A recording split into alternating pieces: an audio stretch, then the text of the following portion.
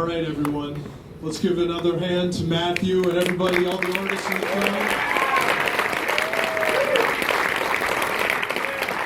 Now, before I invite Mathew up to the stage, along with the artists for a Q&A, which we're going to open up to everybody here, I just want to say, please, please, please go to the website for the film, latinboogaloo.com. Tell everybody you know how great it is. They can buy the film there if they weren't able to make it, or rent it through Real House. It will be also on iTunes starting on March 15th. It is important to independent film for people like you to tell everyone that you love it to go out and buy it. So, without further ado, Mathew Ramirez.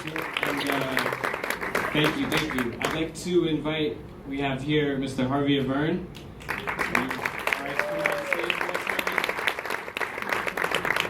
And also Mr. Joe Bataan.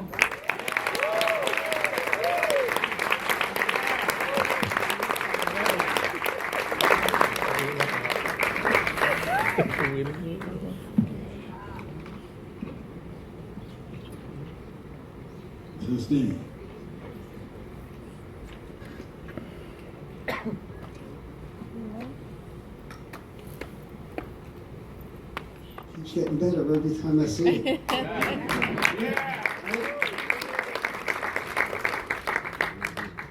So I just want to open it up to the audience. We're just going to do a straight Q&A. Nobody wants to hear me talk, believe me. So we can start right here in the middle. Right here. Yeah. Okay, first of all, I got to tell you, it's the best documentary I have ever seen ever.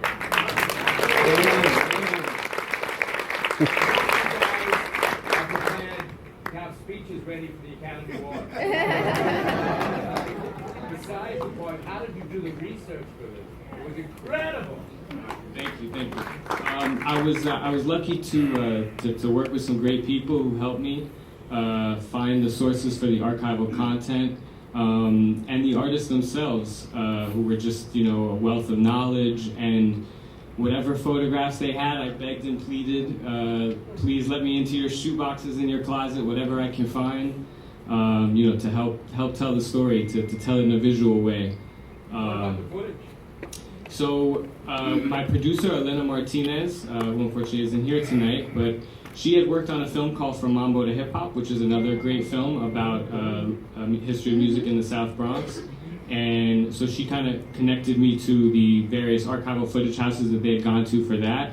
And little by little, we were finding different pieces of footage here and there. Richie Ray told me about a film that he had been in, and he gave me the DVD, but it took me 5 years to find the person who made the film. Little did I know, he was a really nice man living on the Upper West Side who said, "Oh, you want to use it? No problem. Yeah, I'll sign whatever you need." So, 5 years to production. We premiered it almost a year ago at South by Southwest, which was wonderful for us to get the film there. And yeah, it's been another year to actually get the film out and available to the world. You have a soundtrack on this too, I hope? Yes, we do. Soundtracks will be available on iTunes March 11th. On Finding Records. You're ready for your Academy Award. My personal journey came about, honestly, like a lot of people around my age, because I did not live through the era. I came to discover this music through collecting old records. When I was in college, I was DJing, and I just got into collecting, digging through dusty old crates of records. And when I would look for records in New York, I would find a lot of Latin music, of course, because we just have such a strong Latino community here.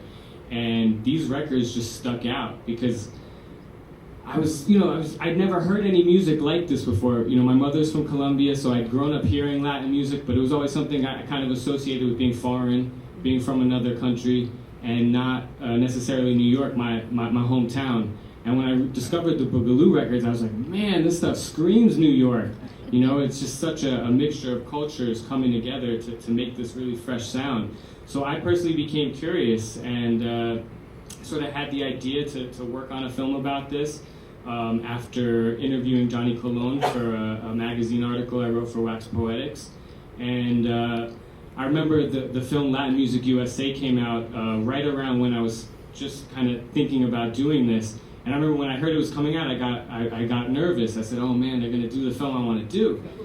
And then I saw they basically put about 2 minutes, gave about 2 minutes to Boogaloo in it. You know, they had Joe on for a second, and he'll talk about how he was edited out. They had Johnny on for a second. They had Johnny Pacheco saying, Boogaloo sucked, and then that was it. It was like on to salsa. But to me, I thought, wow, this is a really interesting period. There's got to be more of a story here, and it deserves to be told. Because the bottom line is, in the story we try and tell with the film, is that it's the bridge between the mambo era and the salsa era. And without that bridge, you don't get there.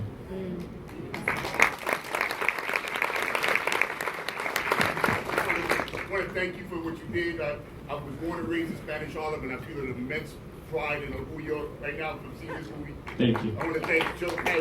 I got a question for Joe and for besides your own songs, what is your favorite Boogaloo song besides anything that you've made and Harvey? There's a lot of the songs. There was a lot of competition, but one guy comes to mind that didn't get a lot of credit.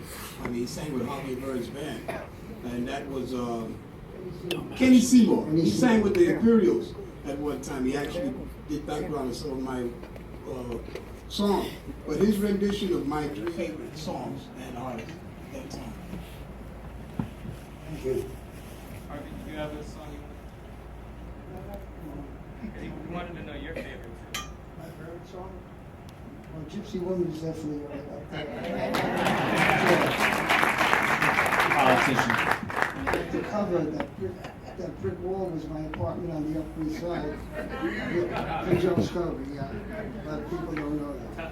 Tell them the Frankie Crocker story, if you want to share that, which didn't make it in the film. Okay, maybe we're gonna get arrested. I'm too old to die young anyway. Keep it short. Okay, there was a very expensive Italian shoe store in the early 60s called Giacomonte. Italian shoes were like $300 a pair of shoes at that point. And so I was in there shopping, and I bumped into Frankie Crocker, who was he was drive time for WWRL, the Love Man. And he was looking at a couple of pairs of shoes, and I said, Frankie, my name's Harvey Averie, I'm working for a little Spanish record company, and you got a good record. I think our WRL will go crazy for it. I said, let me think, don't buy your shoes. She said, hold on for a second. I ran outside, there were no cell phones in those days, and I went to a payphone. I called Jerry Masucci, and I said, Jerry, Frankie Crocker's in the store. Let me buy him a couple of pair of shoes.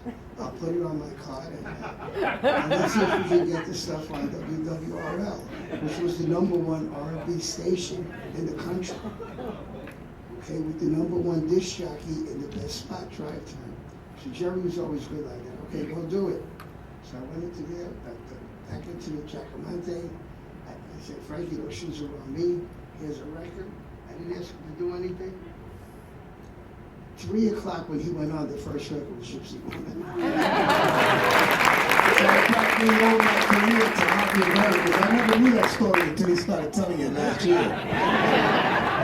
I don't know if he's thinking that I'm rich and that I'm going to take care of him now. But thank you. The thought is past my mind. There's really like so many of these stories that didn't make it into the film, unfortunately. I mean, another one that comes to mind is the dimes. When you handed out all the dimes. But you got to understand, growing up in East Harlem, the kids in my band were 11 and 12 years old.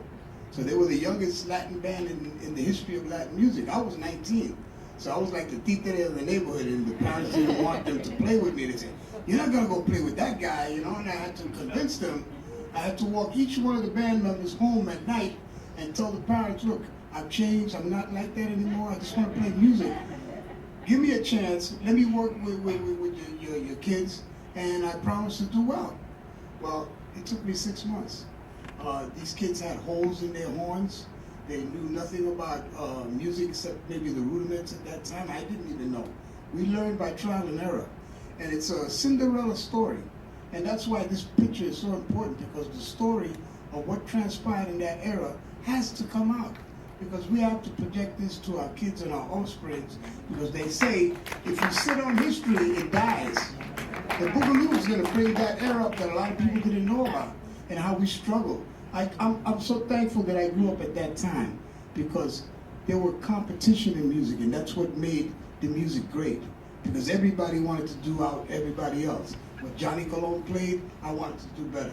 What Ricardo Ray did, I was in competition with him. Everybody. So that what made the music exciting. But nowadays, when you look around, most of the youngsters are copying the old songs. Great. Don't get me wrong. But where is the inventiveness? Where is the new stuff? So the radio stations continue to play the old stuff, which is fine. But they're not letting in the future. You see? And a lot of these kids don't have any inkling about what transpired in their past. So how can they be creative if they keep playing the old songs? They got to play their new stuff. And we got to keep moving and progressing and always bring back the old, but incorporate the new. And that's what I did with my band. 6 months, I told them, stick with me. We're not the greatest of musicians, but I'll show you something that other people are not doing. And at that time in Latin music, most of the band leaders, they played very well, but they were very stiff. They wouldn't dance, they wouldn't move. And I learned that from Tito Rodriguez. When I saw him perform, I fell in love. I said, wow, look at this guy. He dresses sharp, the girls all on top of him, and he dances. So right away, I took that from them. And then I played with the Grand Combo, who were very nice to me as a young kid. And I talked to the guy Montanez, and I saw them dancing. And they had these routines that I never saw the bands do. And I said, whoa, I'm going to take this too. And of course, what that did is that I learned how to dress the kids. I had them to be amicable with their audience, right? Not to turn down anybody that came and approached them. And the rest was history. We had a love affair with New York, and for 3 years, Joe Bataan and the band, we ruled New York. We outsold everybody 4-1. And it's because of these kids and that desire and that competitive spirit that we had that I'll probably never see again, at least not in my lifetime. But I'm sure that there are young kids out there now that are wanting to do this, and all they do is need the chance. And we have to support them.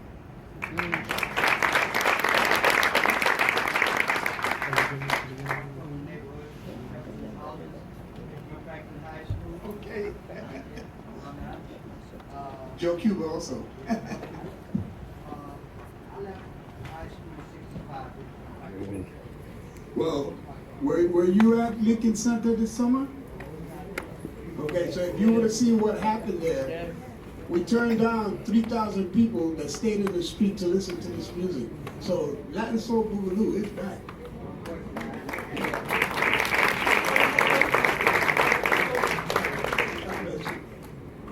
Any more questions? Were there collaborations at the time with the soul and R&B stars, and, you know, recording live? Boogaloo was so influenced by R&B. Were they influenced by Boogaloo as well? Well, I think you guys definitely shared bills in terms of with R&B acts. What happened is that Ralph Mercado was one of the premier promoters at the time, and Hector Masanabe got the idea that they were doing these Latin dances, and then they were pulling a lot of audience. And at that time, you know, the Jewish community supported Latin music way before even a lot of Latinos did, and cats kinds of stuff. But there was also the black population that really supported Latin music back then. And they decided to mix the dances. They were going to have an R&B group where they had the stylistics, and they would have Eddie Palmieri. And the result was tremendous. They never had the crowds to this day that they had at that time, but there was no separation. And eventually that happened and transpired again, where the music got separated again. And then of course, the fan base separated also. You know, even to this day in my travels around the world. Around the world, we are so far behind because everybody has engulfed this music. Everybody knows the history much more than people here in New York. You know, it's amazing. Here's where we grew up and we can't get arrested. You know, I mean, look at it. A lot of these bands are not making a living. I'm just very fortunate because I play different types of music. I can go and travel. I don't have to play 10 times in New York. I can play once, play in Texas next week, and be in Japan, and I can make a living. But for other groups that aspire to make it, it's very difficult for the Latin musician right now because they don't have the access to the radio the way we had. We had Symphony 6, Dick Ricardo, Felipe Luciano.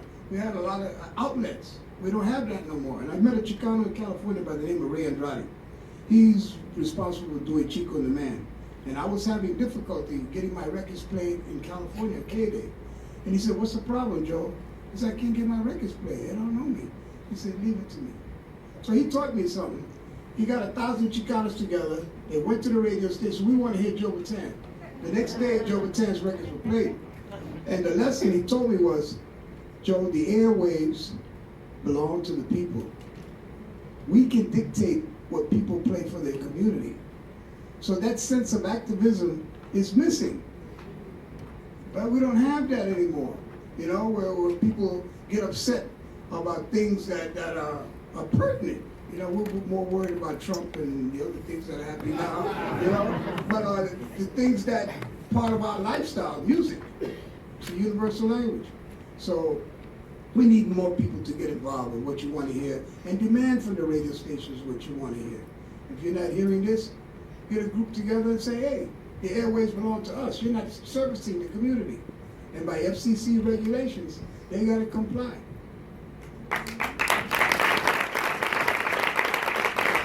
I think we got time for 2 more questions.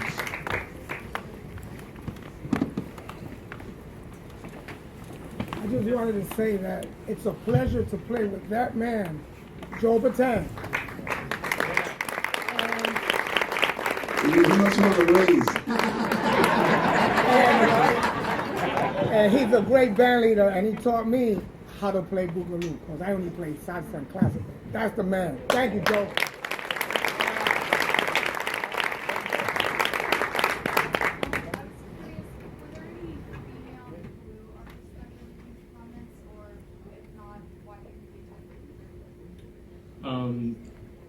So probably the best known artist who I think dabbled in Boogaloo would be La Lupe. And she definitely deserves some credit, and she's someone who I wish we could have spent more time on, I guess, in the film, but she has gotten a lot of attention, and I really wanted to give these guys their moment to shine. We tried to speak to Joey Pastrana's backup singers, who are really an important part of the sound. We also, the Coquettes, yeah. Unfortunately, they both declined to be interviewed in the film, but you do see some image of them and you can hear them. We also tried to reach out to the woman who sang with Eddie Palmieri's band, but unfortunately we could not get her. It was definitely a male-dominated scene at the time, for sure. I wish there had been more women that we could have included in the film. Where I think the women really stood out was on the dance floor, and in terms of driving the whole dance movement. And I think that's something we tried to highlight a little bit in the film.